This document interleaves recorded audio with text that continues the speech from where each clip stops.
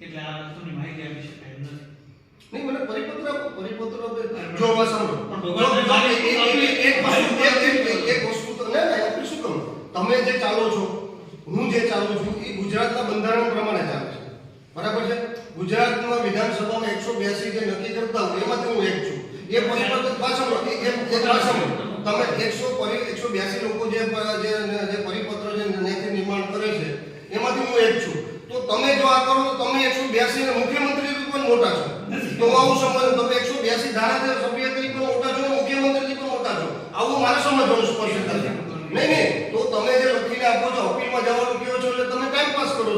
તમને આટલા સોગંદનામા આપ્યા, નહીં, સોગંદનામા આપ્યા તો છતાં પણ તમને લોકો આરે ખોટી રીતે થઈ રહ્યું છે. પણ સોગંદનામા હું શું ચોટીલામાં ઝેરોક્ષ આપ્યા તો તમને શું વાંધો છે?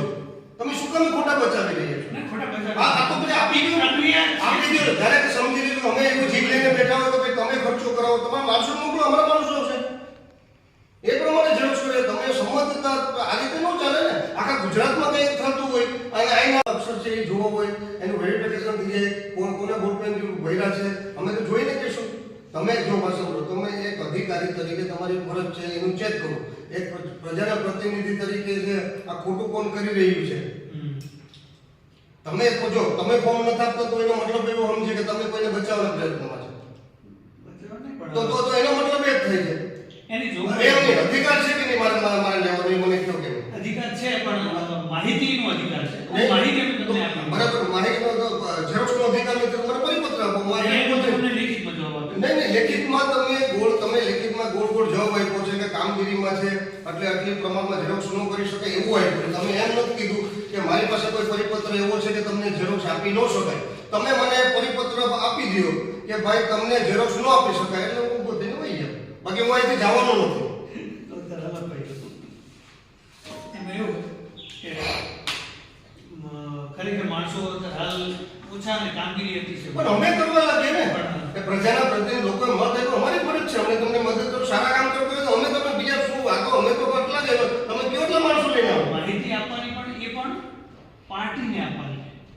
કોઈ વ્યક્તિ આપ ધારાસભ્ય છો તો ધારાસભ્યને આપવાની. હું પાર્ટીનો માણસ છું ને, પણ તો પાર્ટીને સંબોધીને આપણે આપી શકીએ માહિતી. પાર્ટીને તમે સમજો ને, પાર્ટીનો ધારાસભ્ય છું, લોકોનો પ્રતિનિધિ છું. પ્રતિનિધિ લોક પાર્ટીમાં મને સિમ્બોલ આપ્યો છે, લોકોએ મત આપ્યા. પ્રતિનિધિ તો મોટો માણસ છે, લોકો ચૂંટાઈને મોકલે છે.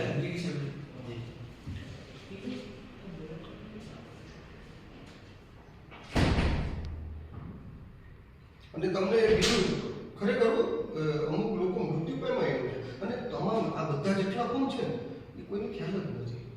કાલના પ્રેશર એવું કરે છે બધાને ફોન કરીને કે તમે કોઈ સોગંદનામા કરવા નહીં જતા. ઓલા લોકો એને કહે છે, હું તમને વિડીયો ઓડિયો સંભળાવીશ. એ શું કહે છે ખબર છે? તો ભાઈ અમારું તમે આધાર કાર્ડ એમ એવી રીતે માગ્યું તો પાર્ટીમાં દેવાનું છે, તમે આ શું તમે અમારું કરવું છે?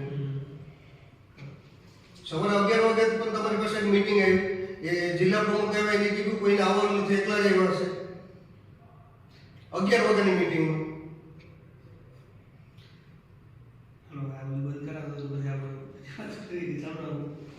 મને કઈ વાંધો નથી, પણ મને ઝેરોક્ષ જોડે છે. નહીં,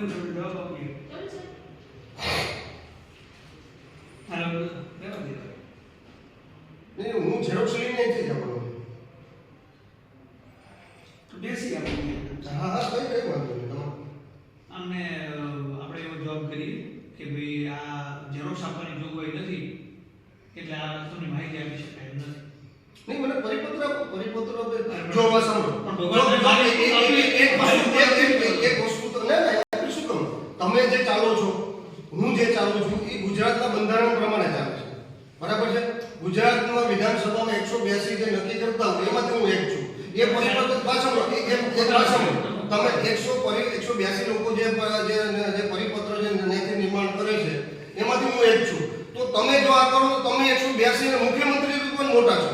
તો આવું સમજો, તમે 182 ધારાસભ્ય તરીકે પણ મોટા છો, મુખ્યમંત્રી પણ મોટા છો. આવું મારે સમજવાનું સ્પષ્ટ થશે. નહીં, તો તમે જે લખીને આપો છો, અપીલમાં જવાનું કહો છો એટલે તમે ટાઈમ પાસ કરો છો.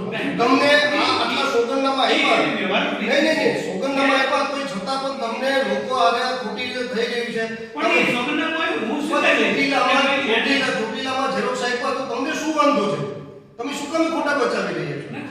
આ તો પછી આપી દો જ્યારે કે સમજી લીધું અમે એવું જીવ લઈને બેઠા હોય તો ભાઈ તમે ખર્ચો કરાવો, તમારા માણસો મોકલો, અમારા માણસો આવશે એ પ્રમાણે ઝેરોક્ષ કરે. તમે સમજતા આ રીતે ન ચાલે ને. આખા ગુજરાતમાં કંઈક થતું હોય અને આઈ ના પાડો છો, લેખિતમાં આપો, અપીલમાં જાઓ, આ પ્રક્રિયા નથી. આ તમે કેવું છે, અધિકારી રાજ કહેવાય. તમે 182 ધારાસભ્ય ને ઉપર વોટ થઈને તમે તો સુપર મુખ્યમંત્રી ગણાવો. તમે મુખ્યમંત્રીને સુપર મુખ્યમંત્રી ગણાવો. મારે એવું સમજવાનું થાય. ના તો તમે સુપર મુખ્યમંત્રી જ ગણાવો. તમે મને પત્ર આપી દો કે ભાઈ મારે તમને આ સ્પષ્ટ પત્ર જો ઊભો થઈને હોય ગયો, મારે કઈ આમાં દલીલ કે કોઈ વ્યવહારિક કાયદાની હું મોટો નથી. જો તમે હોય તો તમે નહીં આપો તો કાયદાથી મોટો છો, તમે મુખ્યમંત્રીથી મોટા છો, તમે સુપર મુખ્યમંત્રી એવું નથી. આપવું જ પડે. હવે વ્યવહારિક વાતમાં તો ન થાય. હવે ધારાસભ્ય તરીકે સાચી વાતમાં જો તમે નથી, તમે સોગંદનામા આપ્યા છે માણસોને, હવે પુરાવા આપું છું કે આટલું ખોટું થઈ રહ્યું છે, તો શું વાંધો છે?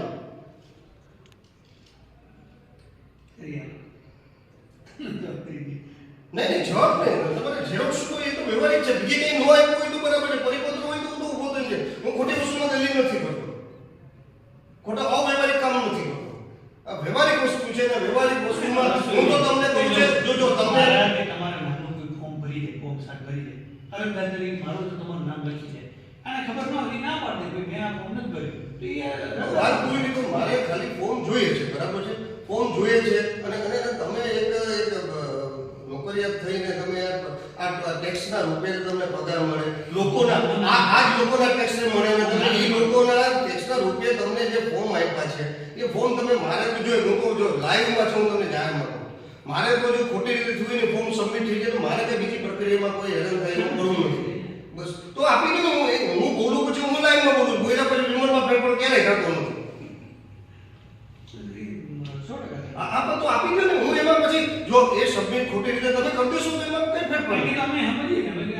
જો તમે હું તમારી ઉપર ભરોસો રાખતો હોય તો તમારે મારી ઉપર રખાય, આમાં ફેરફાર નહીં થાય. તમે કહેતા જો પાછા આવ્યા